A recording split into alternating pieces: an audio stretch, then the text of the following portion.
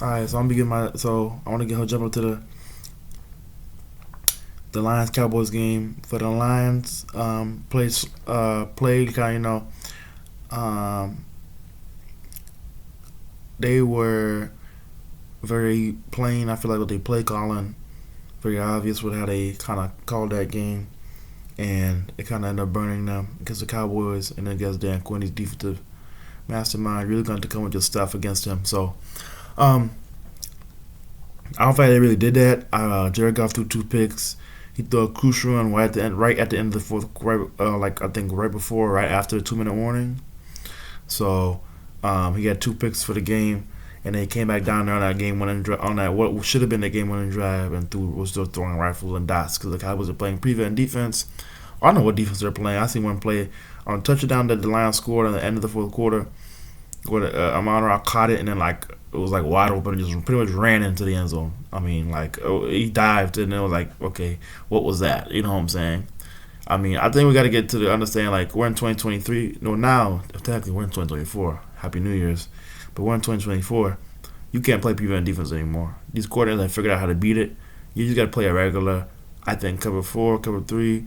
Just have safety help. Just have your safeties over the top, and then I mean, honestly, you just gotta have a safety. I put like 3 safeties over the top.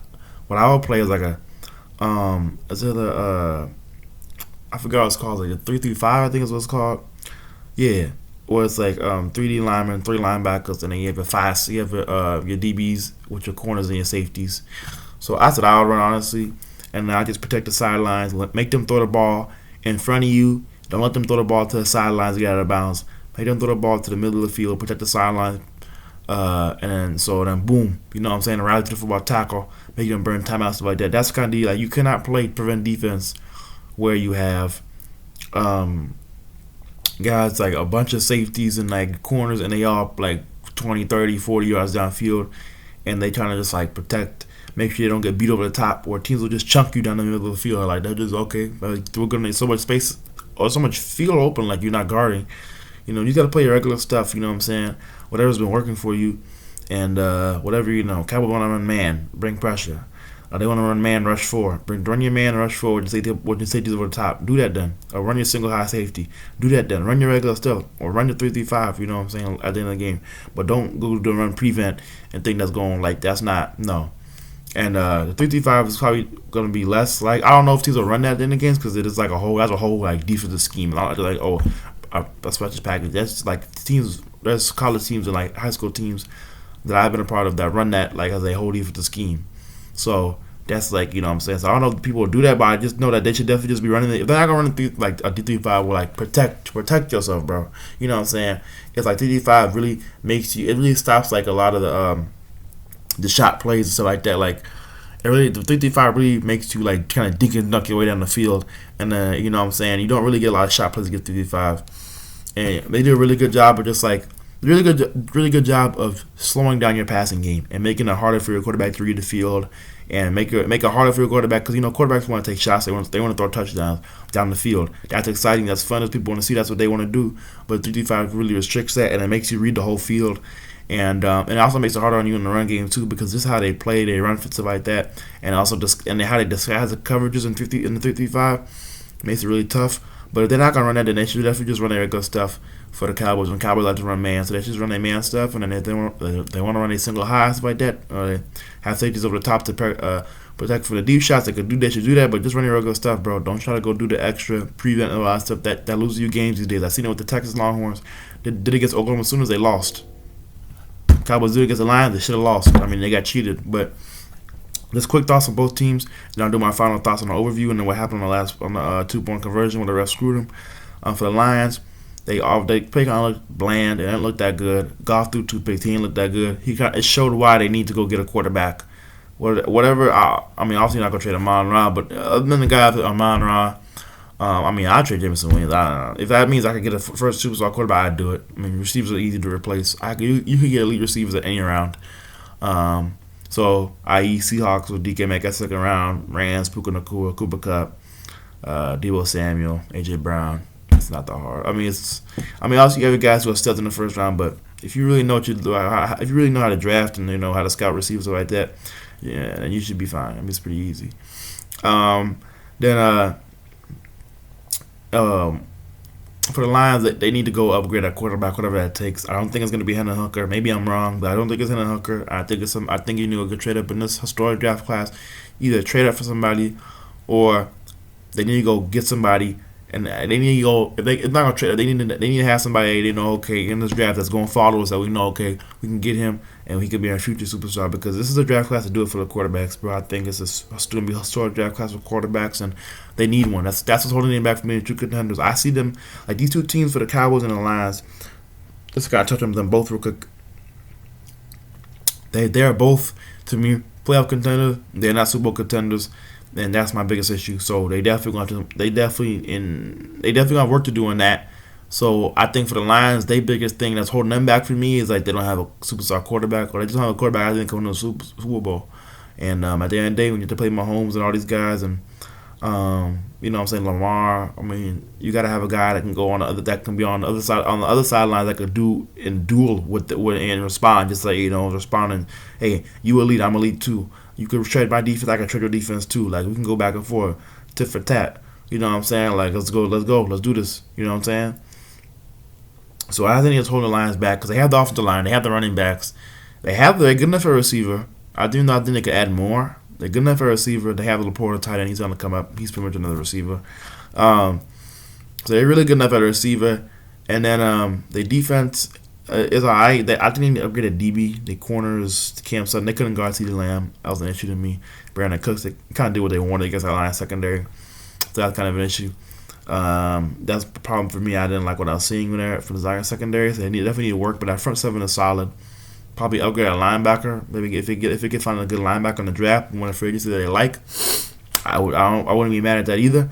But other than that, I think the secondary is the biggest thing for them, and the quarterback too. But I mean, from what I've seen from the Lions, this game was like, I mean, bland play calling, and when they actually decided to throw the ball, they were actually be able to be successful. But they kept trying to run the ball. And the Cowboys are not the kind of team. The Cowboys' weakness is not their front seven; it's their back end. So that's where you got to get them with Gilmore and Bland and Curse and Wilson and them. Like, you gotta go attack their back end, bro. Lewis, like, you gotta go get them, bro. Like, that's where their weakness is at. You've seen it against the Seahawks. You've seen it all year. I mean, that's been their weakness, is their back end, because the Cowboys want to play man coverage. So you just need as long as you're often like a hold up against a pass rush, and you got receivers that could beat man coverage, then you should be pretty good. And the Cowboys don't have corners like that could really shut people down. So they don't have anybody since they lost Diggs. So that makes a defense. It makes what they want to do a lot harder. And that's why they got roasted by Metcalf and Jigba and them, you know, company. So, but for the Lions, they definitely have some work to do. But I think I could definitely see them sneak their way or get into the NFC Championship game. Only team I really see is like, okay, this team's definitely in the NFC Championship. It's definitely a Super Bowl contender in the NFC, and I could definitely say it's gonna be an NFC Championship game. Is the San Francisco 49ers. Other than that, I don't see anybody in that category. They're in their class of their own in the NFC. But for the Lions, they're a team I could definitely see sneak into the NFC Championship or make it to the NFC Championship, and it wouldn't shock me. Now, for the Cowboys, I think they have work to do. For some reason, I don't know. I mean, their offensive line is so talented. Tyler Smith, Tyron Smith, the two Smiths on the left side.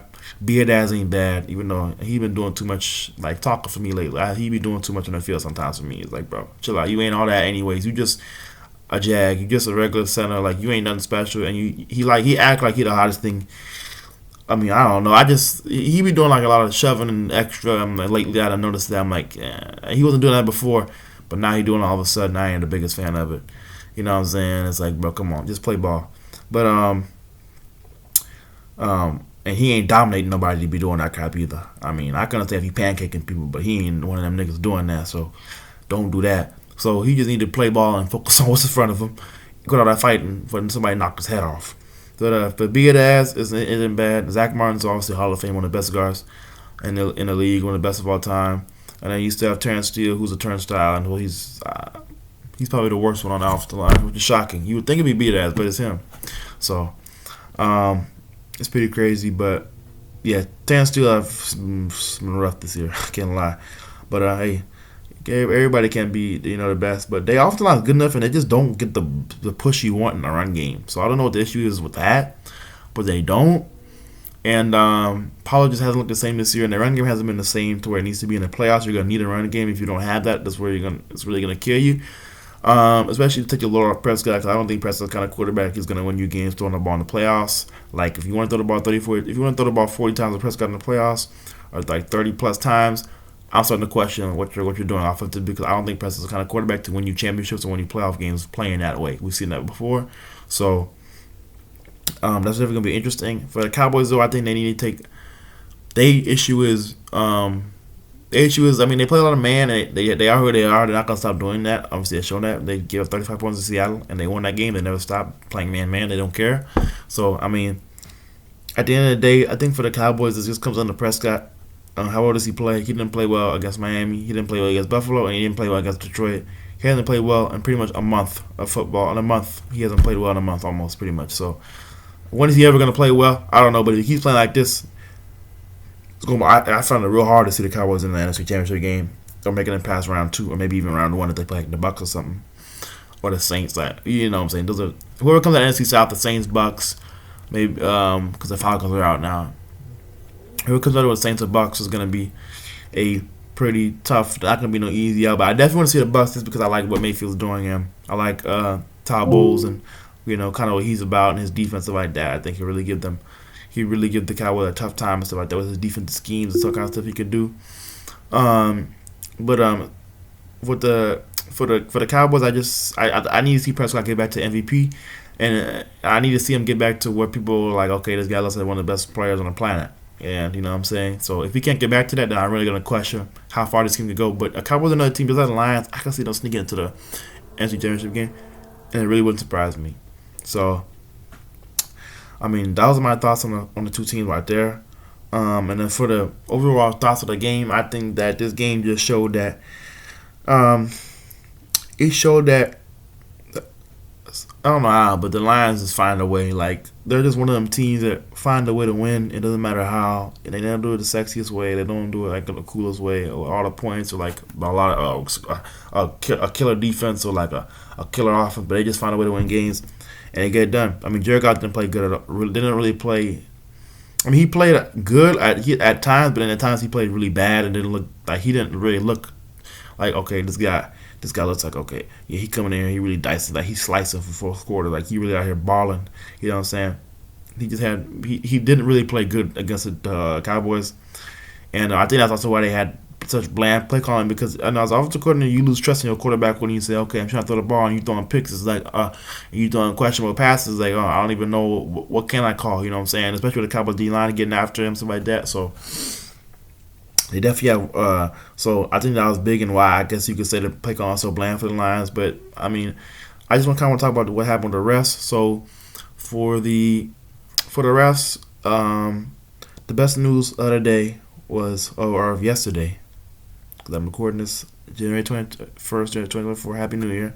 But the best news of yesterday was that they said that referee crew will be cut and they will be downgraded and cut from the playoffs. So we don't have to worry about that anymore. We don't have to worry about them, because I heard people were saying on social media that this is not the first time that crew has blown a call. I heard about the Chiefs Packers, that they blew a call in that game too.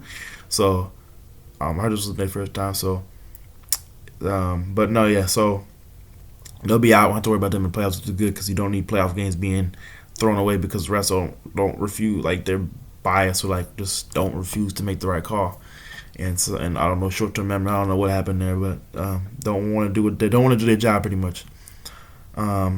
So I mean, the Lions should have won that game. It's pretty obvious. That's one of the times in my life I can say a team, like, people, oh, my team got screwed. I was one times in my life I can actually say they got screwed out of that game. They should have won that game.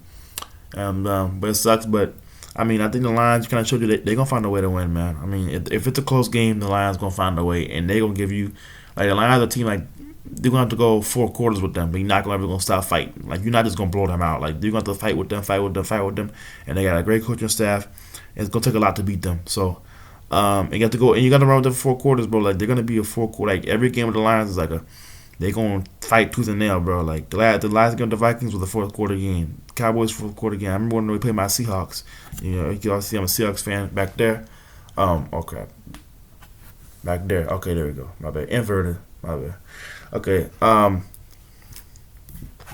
No. So, um, when they played my Seahawks, it was a close game. It was my bad. So it was a fourth quarter game, and it was a dogfight for us for our Seahawks for my Seahawks, and it was a they took it all the way to the fourth quarter, and they never took their foot off the gas. Like their team fought, and my Seahawks fought. We've been that way for ever since Pete Carroll got here. We've always fought our way to fight our way to wins, and they're the type of team that's going to fight. You know what I'm saying? Because as Dan Campbell is, they embody who their head coach is, and Dan Campbell, he's one of them dudes that's going to fight. And you gonna like he said, you're going to bite my leg off and all that stuff. His team embodies that, man, and I just think that's to show you how great of a coach he is. Um, you know what I'm saying? So, and the team embodies that, and he wasn't just saying that at a press conference. His team shows that on the field, and it shows that like he pushes them to be that team. That's okay. We're gonna go 4 quarters. It doesn't matter what the score is. We're gonna be played to the final whistle blows. So until the clock hits zero. So I mean they showed that in the Cowboys game, and they've shown that all year pretty much. So I mean the Lions are a team that's gonna fight, and that's why it really bodes well for them in the playoffs, because in the playoffs they're gonna be battle tested, and that's what it takes in the playoffs. You're gonna have to play 4 quarters every game in the playoffs. So I mean that's why I can really see. I really think. I mean, everybody in the beginning here had Philadelphia 49ers, but I think the Lions are really a team that's going to. Don't be surprised if they rematch with the Cowboys, and they go win that, or they make it an NFC Championship game. I will not be shocked if they don't have to run to the 49ers. I mean, whoever runs to the 49ers is just out. I mean, it's just you're out. But whoever doesn't, whether it's the Cowboys, the Lions, Rams find a way to get in there. Whoever doesn't run to the 49ers on their side of the bracket, will be in the NFC. Whoever two teams are on the side of the bracket will. Oh, I'm embarrassed.